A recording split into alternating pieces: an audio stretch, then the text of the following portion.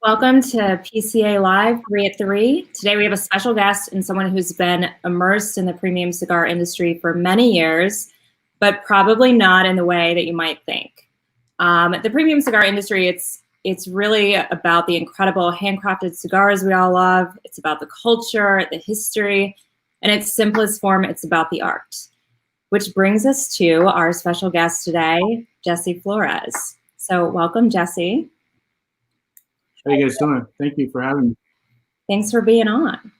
So just to get started, can you talk to us a little bit about your background as an artist and background in the industry?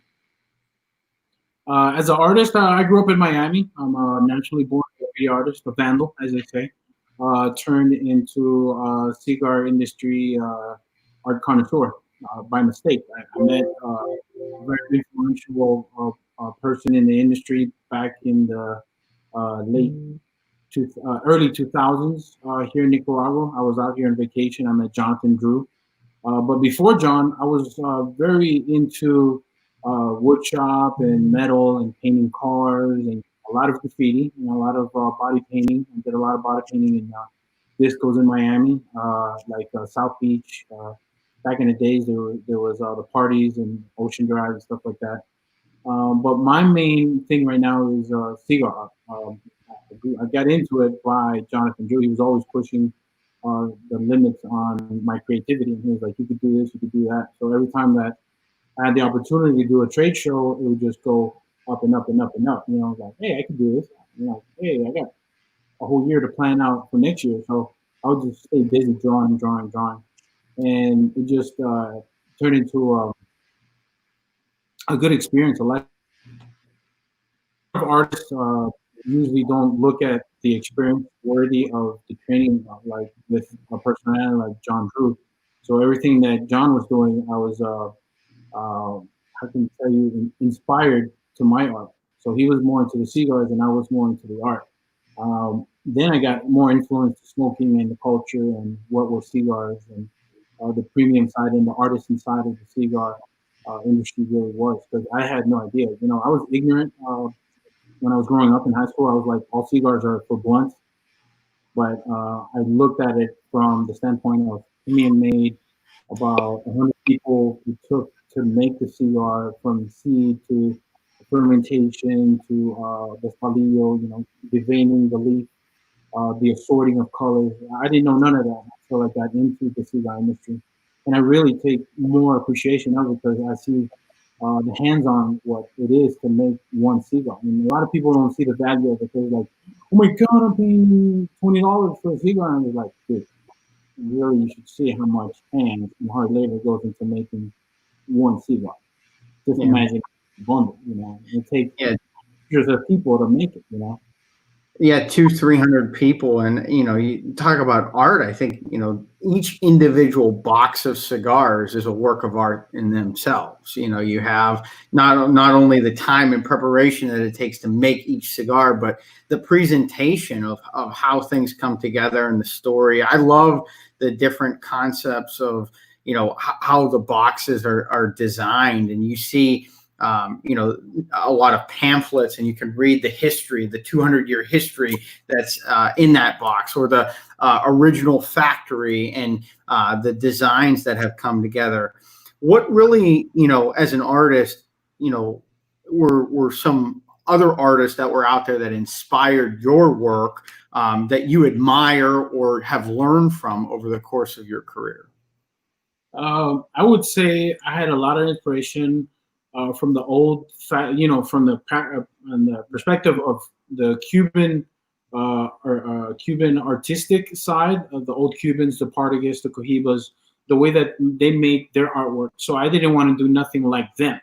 I did everything the opposite because I wanted not like a new generation of artwork, but I wanted to give something new wave, as they say, to my artwork to represent the company I work for, which was Drew Estate, which is now owned by Swisher. But my thing was given a retrospective of urban art into the cigar world, because a lot of people looked at cigars like only stuffy guys with collars, white, businessmen were only able to experience the fine luxury of cigar. So I turned it into the platform that everybody can enjoy, from taxi drivers, guys, sanitary systems, police officers, garbage disposal guys that work in the train stations. A broad perspective of guys really dig what I was doing. They're like, hey, I like this. I can refer to it as the artwork that I grew up with in the graffiti era, instead of, the old Cuban way of like old style rings and, Greek mythology that they use. I'm like, okay, it's cool, but I want to do something in a perspective that a lot of people can relate to. Because a lot of us grew up around trains and graffiti and artwork, going to school, going to work. So in my head, it took me a while because nobody knew who I was. So I had to push the limits and boundaries. Okay, this is something that the industry's already seen. Let me go beyond this and make it very fun and exciting, instead of like, oh yeah, I've seen this. Because, we're all critics in our own standpoint as human beings. Like when you go shopping and you see coffee, there's like 30 or 40 different brands, and you're like, oh, I don't know about this one. Yeah, I'll go with this one. This looks colorful and beautiful. But you're really just, okay, this is not what I'm looking for, but yeah, I'll buy this. So that's usually what I'm looking for, eye candy to stake out. Because, it's the same thing when you walk into a humidor, you want to stake out. Because you're inside a humidor and you're like 300 or 400 or 600 different brands from around the world. And all of a sudden, what's going to make my brand pop out? What's going to make my brand be sellable to the customer? Because that's the one thing that we want. Okay, it's good to have the exposure of CIGARs in your humidor, but they're, sorry to say, useless if they're not sellable, because the retailer's not going to rebuy that product if it's not selling like hotcakes, as they say. So my mission was like, get out but fit in. In terms of the your artwork and that, what's a piece that you're most proud of, or a design that you're most proud of over the course of your career? I would say a few, because there's a lot of artists out there and they think that gallerias are the biggest thing. Whoa, I made it! I sold one. I was like, yeah, but what's the point? So over the years, I've collected a few trophies that, as a personal artist, nobody can replace.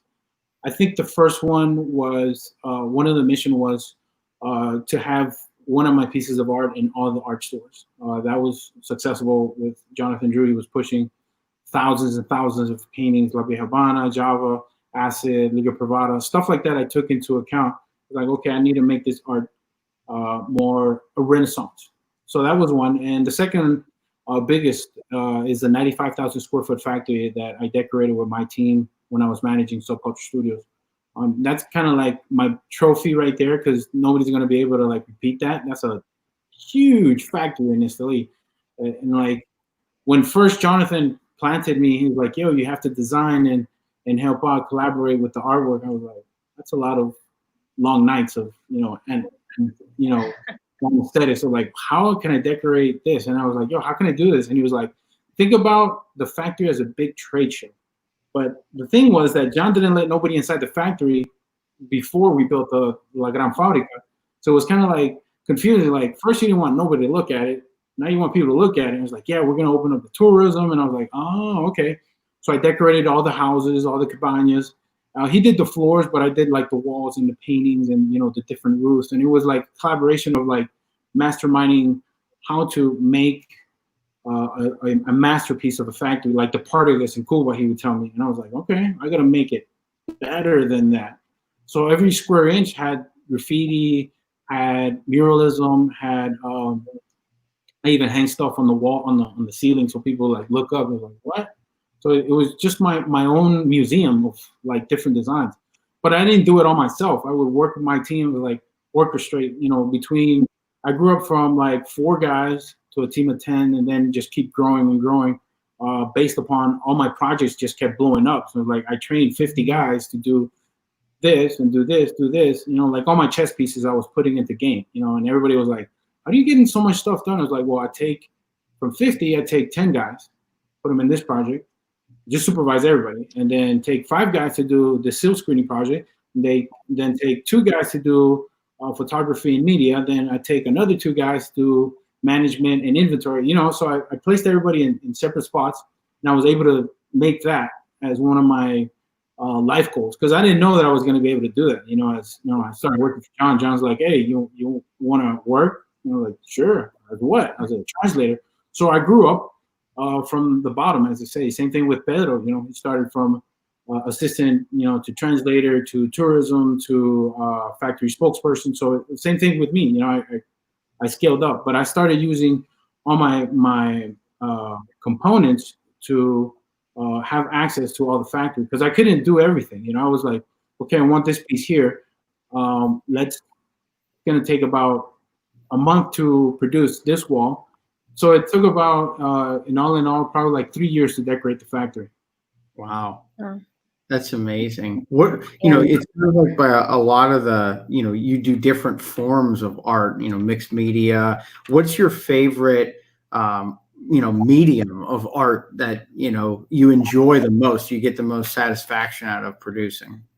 I used to like tattoos, but Nicaraguans don't like to pay for it, so I had to quit.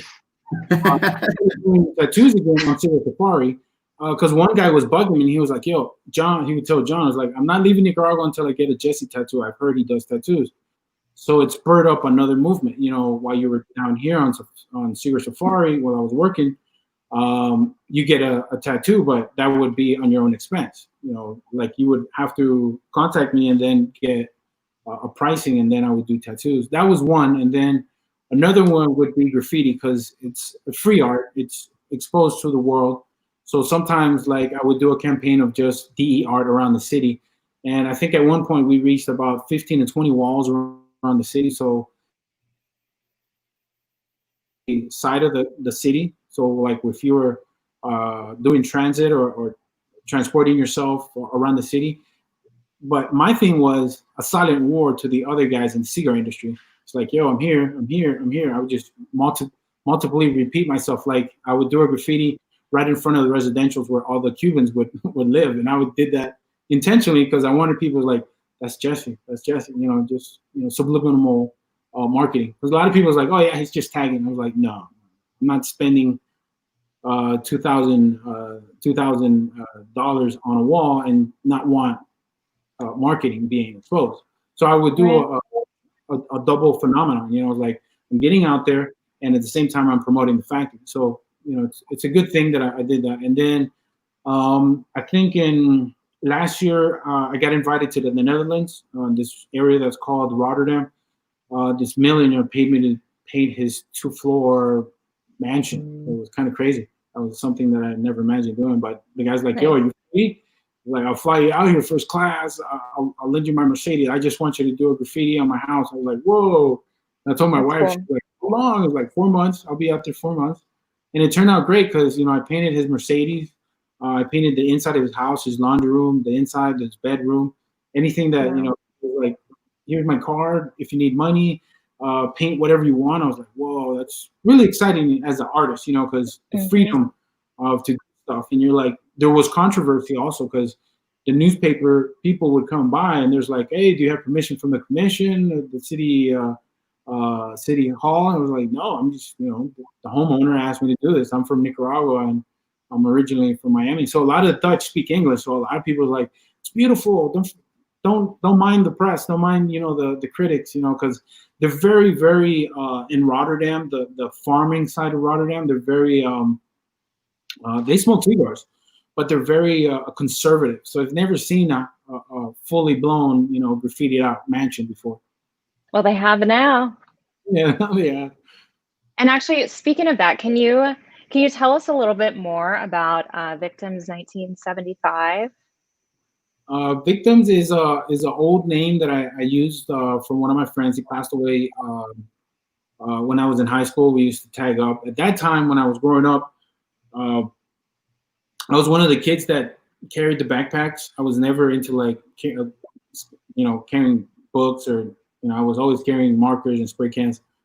So at the time I was walking around visiting different buildings, and it was really cool that I had given me the opportunity because I was watching. You know, I was going to night school, as they say, watching university kids destroy different buildings. But I got in a lot of trouble because I was always like trespassing and vandalism and stuff like that. But I learned a lot of techniques, and that's where I have a saying: it's not all about fame; it's more about technique.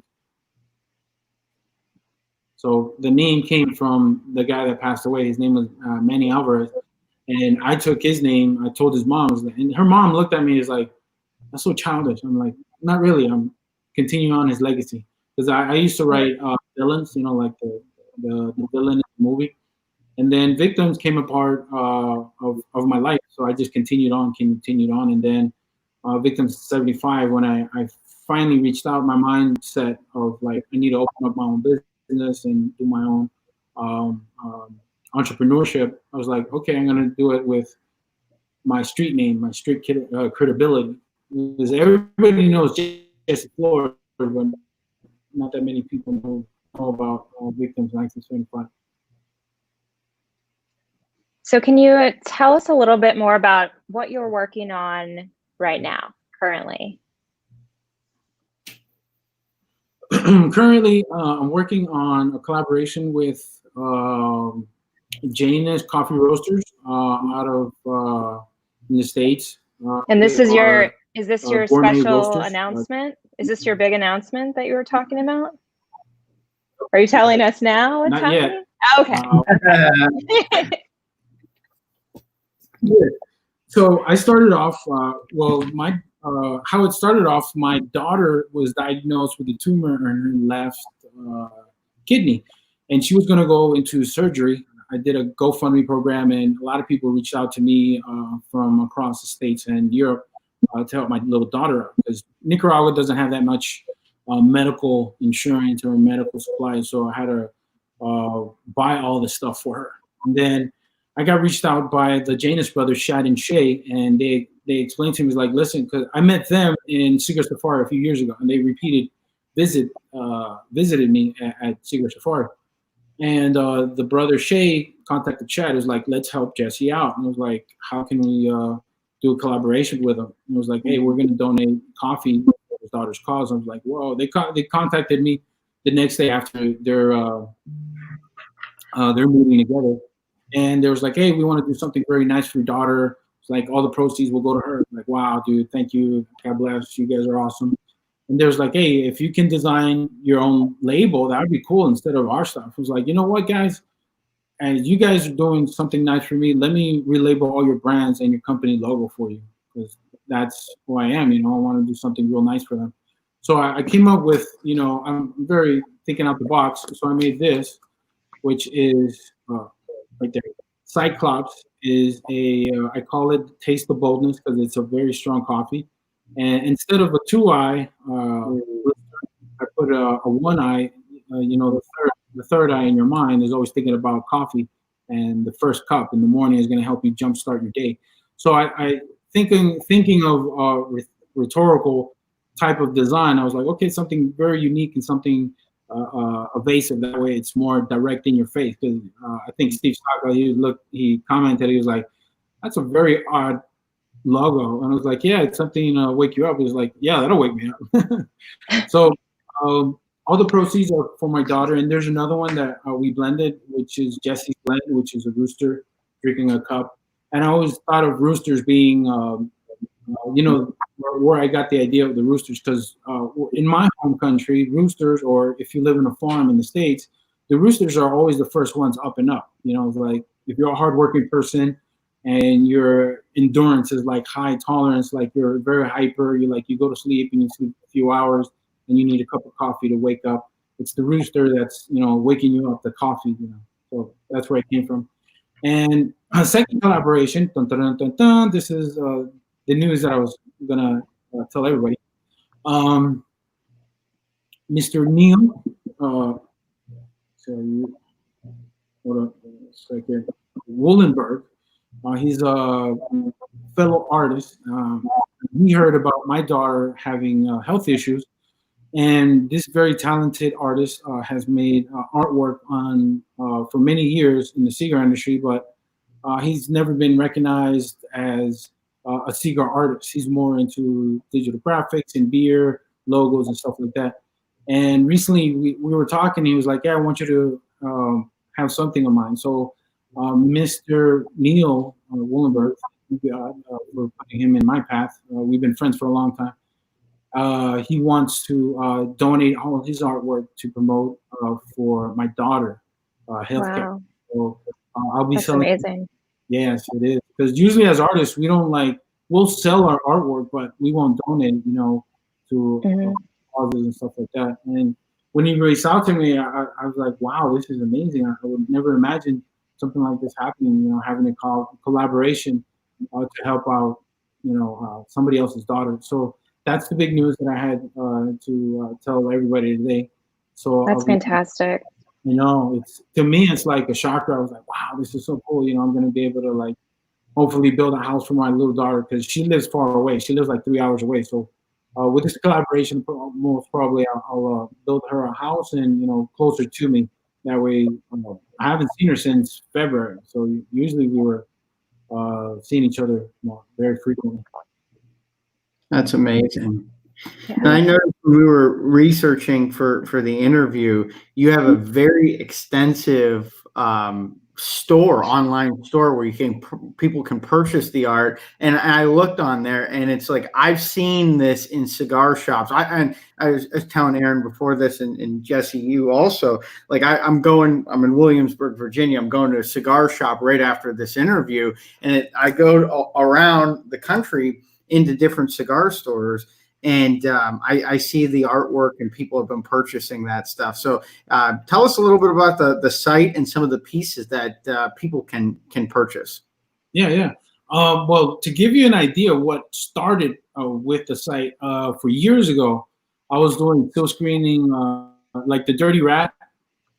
You guys know the Dirty Rat, right? Yep. Okay, that was me. My name is, they call me in the industry Dirty Rat because I was always doing dirt at night. And I started making these little rats, and I made stickers and shirts, and it never took off. But, people always wanted this, artwork from the rats. And I was like, oh man, this is cool. And then when I wanted to do my own thing, I was like, hey, you know what? I just need to create more artwork that's more personalized. And that way I can self-brand it and self-promote and build my own business up. And so when I was thinking about leaving Jewish State, I was like, man, if I did it here, I could do it anywhere. I could, because I've made designs for bikes, for motorcycle bike companies in Wyoming and South Dakota. And it was really cool. It was like something different, something in a different perspective. Yeah. And then when I started thinking about the site, I was like, okay, I really got to go forward with the industry that I know, which is cigars and tobacco. So I was like, okay, I got to make stuff that's comical, like the Herphosaurus, the dinosaur with a cigar. That's dedicated to the guy that's always in the lounge and knows everybody, knows all the cigars, knows all the prices, knows all the brands that are coming out, and he has his own locker. It's the guy that knows everything. And then the Diablita is like the she girl, because everybody's like, oh, girls don't smoke, and all of a sudden you see a fine lady smoking, and you're like, wow, she looks hot. So the Diablita is the reference to the sexy lady smoking. And then I made also the zombie, which it refers to the person that's always admiring what's going on in the industry, smoking all the cigars. He's always late night. He'll go to one bar to another, he's traveling, you're commenting that you're traveling to different shops, and then you turn into a cigar zombie. You're like, oh man, this guy got I gotta go over there. That's a new nickname for Josh, the cigar zombie. I'm gonna have to buy some cigar zombie merchandise. Yeah, cell phones. Because I thought of what does the cigar consumer want? What's the one thing that everybody's thinking about while they're at the lounge or shop? And I thought of I could do ashtrays, but I did ashtrays. I made over probably 60,000, 70,000 ashtrays at Jewish State, the pewter ones with the wood. And I made all kind of cool stuff, but I was like, I want stuff that people could wear and represent, because then I made one shirt that says, make cigars great again. The reason why I had one lady ask like, cigars have been great all the time. I was like, I know there's always going to be critics. I know there's always going to be somebody commenting or asking like, oh, why are you doing that? And I was like, well, there's a division in the cigar industry, as I see, like from retailers to the brick and mortars to these guys, the manufacturers.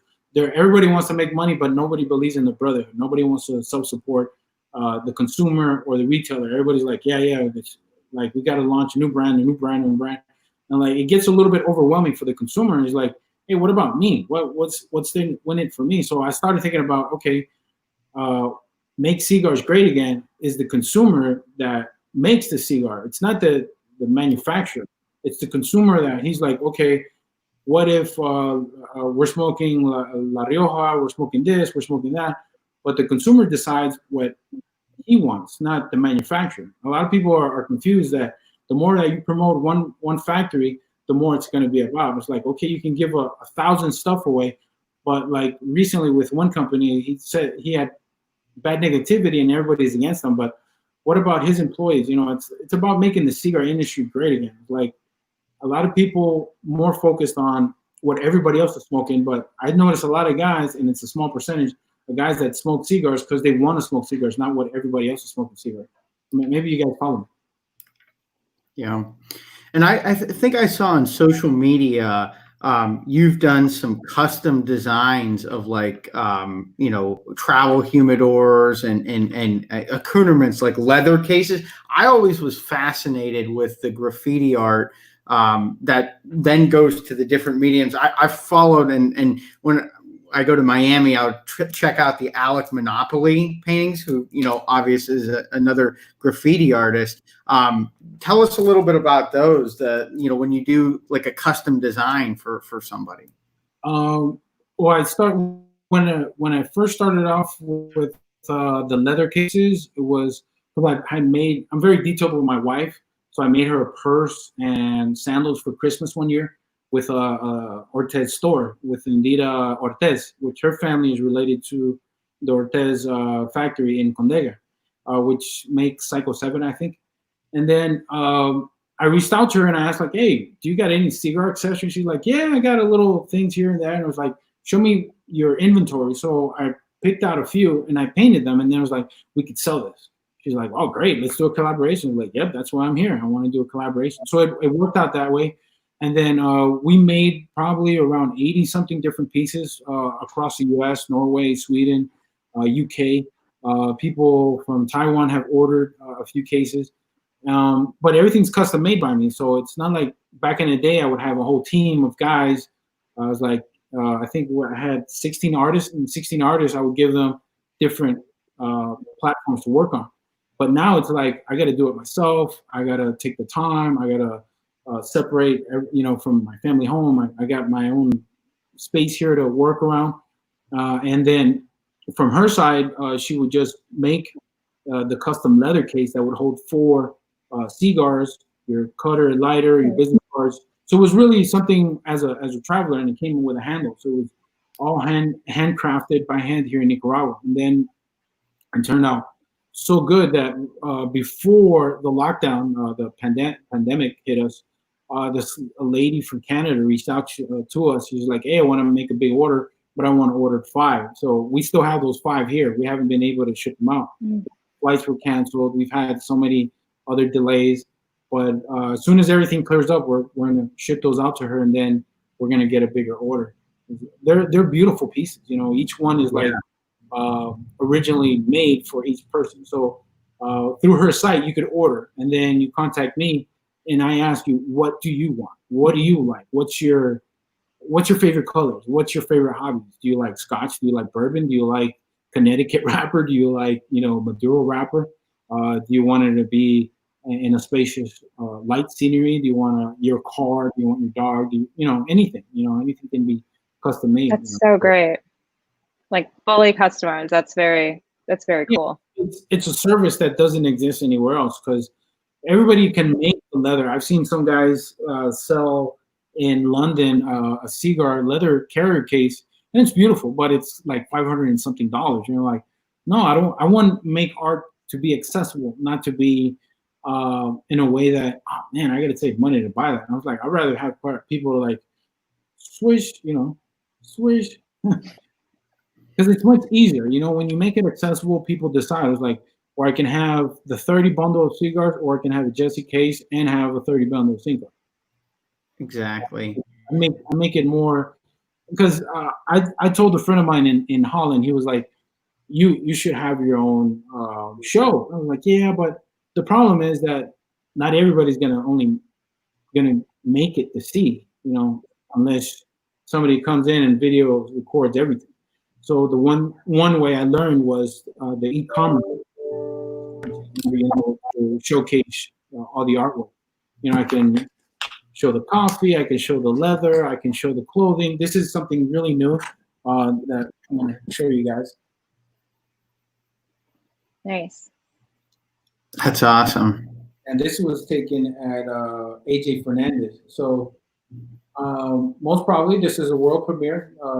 I just made the shirt today, so it'll be accessible next week or the weekend for Father's Day. So I'm going to run a 20% sale on the site so everybody can get it. You heard it here first. You heard it first. Yeah, we got two new announcements. That's it's amazing. I'm always interested in the creativity, and through a lot of these interviews, we talk with manufacturers, retailers, other people in the industry about creativity, and I think it comes full circle being able to talk to an artist that is involved in the cigar industry as well. One of the questions I have for you and anybody that is in that creative lane, how do you get over, an artistic block, or, what they say, writer's block? How do you consistently have that motivation and the eye for detail to get a project to completion, even though when you get tired out or exhausted and you might not want to finish it? I look into my kids. I think everybody has a kid inside, but some people are scared to bring them out because they'll see you immature. So I play around with my kids a lot, and I get a lot of motivation and creativity with them because I watch cartoons with them, and I see that, I see them how they play with cars and they just stare in the air. It's like they're imagining rainbows behind the wheels of the car in the air. A lot of people don't see that because there's like, oh, he's just wasting time. He doesn't know what he's doing. Like kids with the buckets bucking their head to the wall. You know why they do that? Because they can see stars. Just the drum noise, the echo. A lot of people don't analyze why kids do a lot of stuff. So I take a lot of their energy and I put it back into the artwork. I usually use a lot of hip hop, which is a lot of influence to me.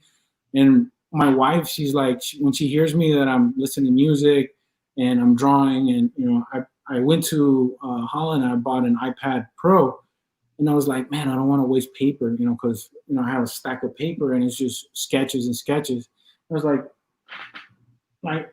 all I got to use is this, and it holds thousands of art pieces, inside there, and I don't have to have, the archives of paper. And now it's like my influence of being artistic, having the challenges. I do get writer's block.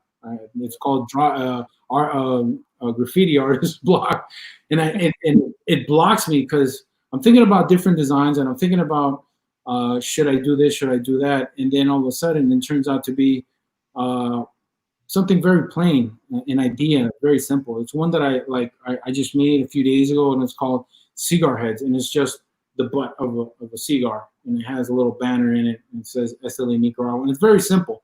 But I started thinking about, people want simplicity, and then other people want more focused ideology logos.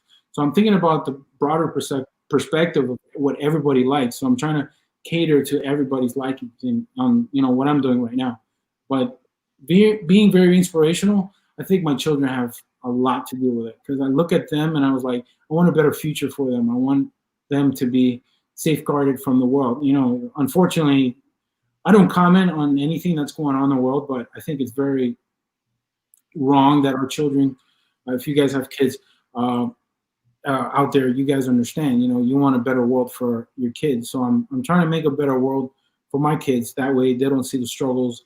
As a parent, I was like, oh man, my dad didn't do anything for me, because I want them to say, my dad did so many projects. My dad's around the city. I have an older daughter. She's in university, and she walks around the city. And like, Dad, I seen another year of graffiti. Dad, I seen another year. You know, that's really cool that your daughter recognizes your work. You know, and then you see rappers, reggaetoneros doing their hip hop videos and reggaeton videos, and your graffiti's behind them. I'm like, that's so cool. You know, somebody's thinking about as a second plane. And then right now, Miss Nicaragua 2020 did a photo shoot behind one of my graffitis, which is like, whoa, everybody's gonna see what I've been doing. So it's really, really honorable, you know, that I do have the hiccups as every other artist, you know, because I don't drink like I used to. I just like sit, you know, just to relax or smoke a cigar to relax. Because it used to be like, I have to have a cigar, I have to do this, I have to do that. And I was like, I need to relax a little bit and just take life with more caution of where I'm at, and then make the proper adjustments and step as an artist. Because I'm my own CEO now. I'm like, I can make my own decisions and take fault for what I'm doing. And anything that I bring out to the world, I'm hoping that everybody loves and shares, because I'm doing it with passion, not because somebody's like, you gotta do this. I'm like, no. I'm doing it because I feel like it and I love what I'm doing. Because a lot of people feel like they used to tell me like, oh, you got the perfect job, you smoke cigars, you do art, you travel.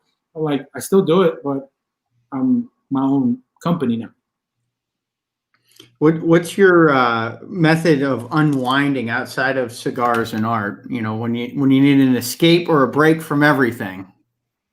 I drive. I take a long drive and I smoke a cigar. I don't know how many people do that. I know Jay-Z does that. I know Tom Selleck, I heard that he did that, and Robert De Niro did that. I think it's very healthy for a self-individual to have alone time. Because that way you can disconnect and you see your perspective, your priorities, the good cigar that you're smoking too. And then, you know, because sometimes, like, I used to drive a lot to Managua and Grenada and so on and so on by myself. And people are like, where are you at? And I was like, I'm in Grenada. I was like, what are you doing? I came out here to have pancakes and a cigar. But to me, it's the moment of self-reflection, you know. It's like, okay, I see my projects, my family, I see my financial, I see my projects.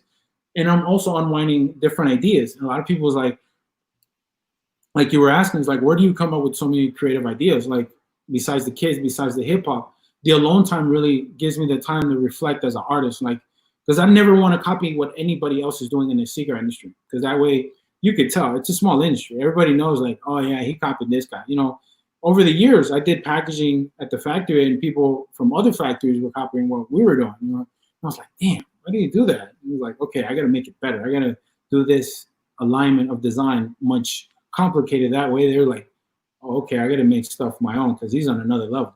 So it's true. The influence does impact the industry that I've done. But at the same time, it's giving out window to many great minds and designers out there right now. The boutique guys, because there's a lot of cool, like I always say these guys' names, Blackworks, Romacraft, Agrinorsa, they're making a whole different design perspective as product and brands out there, you know, to be purchased. Because mass market is cool, but a lot of people also go into the boutique brands. Yeah, absolutely. And it is interesting the diversity in the different product offerings and the like I said in the top of the interview, just the stories behind them and the artwork and the boxes. And I was reading the industry press about how one of the boxes is now a shut the box. You can play a game in there. You have the dominoes, and adding elements like that, I think really speaks to the overall history and creativity, and it brings all of those elements together. Yeah. When I started decorating the factory, I started thinking about all those elements. I made a dinner table that you could flip around and play poker. Then I made a domino table that it's just a unique piece. And a lot of people are like, yo, I'll give you $1,000 for it. And I was like, damn, that's good. I made something right.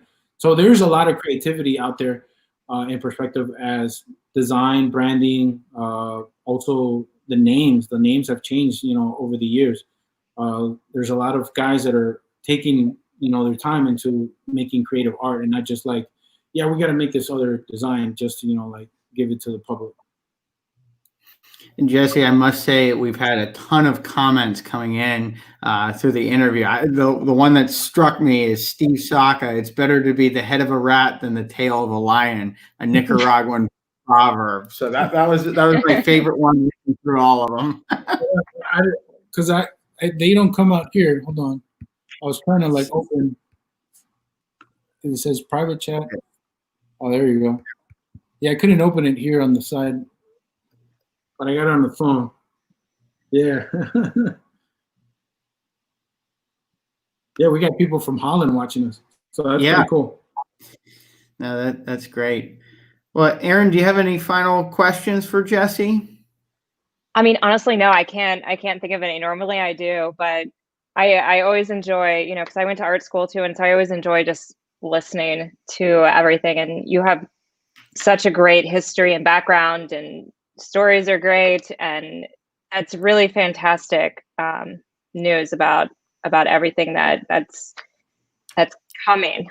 Yeah, I didn't know that the path that I was going to take, leaving DE, was going to be sure, but I knew that the entrepreneur mindset that I had was like, if I can establish a big corporation to have a culture within a culture, and then make it feasible for anybody to get a hold of the grasp of the culture. Like, I can make my second culture inside the culture that will already exist in the cigar industry. A lot of people know me. It's like I went to trade shows and I did live graffiti, and people are just standing behind me taking pictures, and I could hear their cell phone. I was like, holy shit, that's crazy. So I would put headphones on so it wouldn't distract me, and I would see the flashlights. So those moments in my life that I realized, like, I could really, really, self-brand myself to be my own business. That way people can appreciate more the connectivity, because the one thing a lot of companies is like, oh, you can't say this, you can't do that. Like, in my perspective, I think the freedom to have the artwork exposure to anybody that wants to have it. It's like, in a company, you wouldn't say it's like, oh, sex doesn't sell. Oh, we're not into that. Because, like, yes, it does. Females like females looking at cigars. And it's like when you walk into a mall, I've seen, my wife looking at other females. I'm like, what are you looking at? It's like, her shoes, her hair. It's like same thing with guys. Like, what are you looking at? Like, oh, you see what he was smoking? You see that cutter? You see that lighter? You see that shirt? So it's really like a consumer awareness fun thing that I'm trying to bring up. Because a lot of people is like, where'd you get that shirt? It was like, oh, go online. So, I have brand ambassadors like Chris Duque up in Hawaii supporting the brand. I have another dude, Bjorn in Holland, supporting the brand. And I was very selective because I thought about doing a big thing with, I asked, online, I was like, hey, who wants to be a Jessi Flores brand ambassador, or who wants to be a beta tester? So from there, I looked at everybody that was commenting, and I researched, like, okay, I have so many years of knowing this person. I have so many years of doing networking with this person, but I really want to downscale how many people are going to be representing the brand Jessi Flores Victims 1925. So it was really cool that I only reached out to like 4 or 5 people, and I was like, hey, you guys have been chosen to be the first ones to look at my website, because I want your honest opinion. Because as an artist, I really don't mind people critiquing the art, because the one thing as an artist, looking into another artist, the one thing that I hated was when you teach somebody so many things that they'll act like they're the ones that taught you, because they found out your chemistry, how to make things. So I quit teaching people. That was one thing that I was always open about, because I was like, okay, you got to mix these paints, you got to do this, you got to do that. And I've always been open to do collaborations, but when you see the self-ego with other artists, I'm like, okay, dude, I'm okay. I gotta do my own thing, because you're in a different plateau and perspective. I want to work with people. Like with Neil, when Neil approached me about this, I was like, oh wow, dude, that's great. I'm gonna be able to sell your T-shirts on my website, and all the sales will go to my daughter's health benefits. I was like, stuff like that you're looking forward to work together. It's like, because I'll promote him, that he'll get more work from other people, and we're expecting that. And it's something that I've always wanted to collaborate with other artists, because there's so many talented people out there, but they need a voice. Somebody that will be like, hey, I can make the world hear you and see you through me, and I'll network with everybody and anybody out there in the world that needs to get recognized. Like with Andira Ortez, she already had her website, she already had her platform, but not that many people knew about her CIGAR cases. And then it was like, hey, let's let them know about the CIGAR cases, but let's twist it up. Let's put some artwork on it and bring up more value. So she used to sell it for $100. Like, no, that's not correct. Let's put it up. Let's go to 250, then 280, and right now they're at 280. Yeah, and free shipping. But right now we're waiting for the pandemic to go away, and then we'll start reproducing more again. And then with the Janus guys, I'm doing the collaboration with them, which is really honorable, because that's like, who else does that? Donates coffee to somebody else's daughter. And okay, I'm gonna rebrand all their stuff, and currently this week I'm gonna finish up their company logo, which is Greek mythology guys that I'm going to be using as the main principal logo for their company. So I like to collaborate. I like to network. If anybody out there wants to make unique designs, want to make something real cool in the future, I'm open. That's awesome. Great. Well, Jessi, we really appreciate you taking the time to chat with us, and your creativity and your passion and everything that you bring to the industry. We wish you the best of luck with everything, and really appreciate all the viewers for tuning in. Hopefully they check out your site. I'm definitely going to go in there. I'm buying the zombie. I'm telling you right now, I'm buying the zombie. Anytime that you're in visiting Washington, D.C., please come to our office. We would love to have a cigar and chat with you more. Absolutely. Yeah, man. Yeah, I appreciate you guys inviting me. I'm really stoked, because doing the Zooms and stuff and getting out there is it's important for us in the industry. That way people know that we're not just like sitting home and like smoking cigars. Like there is a foundation, there is a concentration of people that want to get known that there is a community. Because in one of my designs that I made, it's called Invest in Your Community and Support Local Shops. And it's really something very unique, because I was the focal point that I was seeing a lot of people in the struggling in the beginning. Was like, oh man, we have to force close. We can't do open shops. People can't hang out in our lounge. But there was curbside service, there was delivery, there was shipping. So I dedicated that, to support those people that are like, okay, we're going through this, and it's like awareness, and like you're not alone. We know that there's difficulties in the cigar industry, in the brick and mortar side. Absolutely. It'll, in the coming weeks, hopefully everything starts to get more back to normal. I think that some of the shops and that they're starting to come back to normalcy, and you're absolutely right. We need to support those brick and mortar shops as much as we can, especially in the summer months where everyone's outside enjoying, good cigars and good coffee as well. So, yeah. No, I appreciate it. Thank you man. again. Yeah, man. Thank you very much. Thank you.